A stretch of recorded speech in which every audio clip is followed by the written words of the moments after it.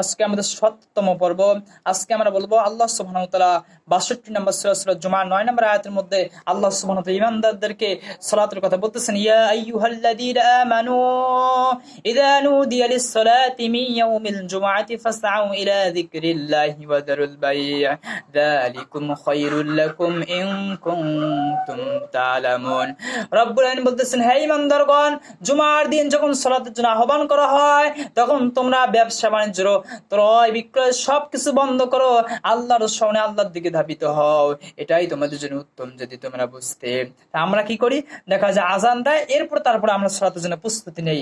অথচ আল্লাহ সুবহানাহু ওয়া তাআলা বললেন, যখন আহ্বান করা হয় দুনিয়ার সবকিছুকে ছেড়ে দাও, সবকিছু করে বন্ধ করো, আল্লাহর দিকে আহ্বান, আল্লাহর স্মরণে আল্লাহর দিকে তোমরা কি যাও, ছুটে যাও। এজন্য আমাদের কি করতে হবে, সালাতের জন্য একটু আজানের আগেই আমাদেরকে প্রস্তুতি নিতে হবে। আল্লাহ তাআলা আমাদেরকে তৌফিক দান করেন, আল্লাহুম্মা আমিন।